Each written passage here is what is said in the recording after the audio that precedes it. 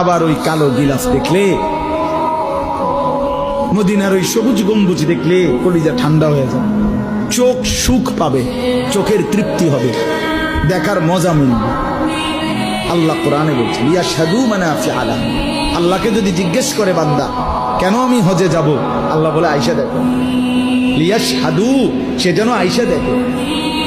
আইসো বান্দা, আসো না আমার ঘরে, আসো, আমি দেখাবো কুদরতের কি পরিমাণ নিদর্শন।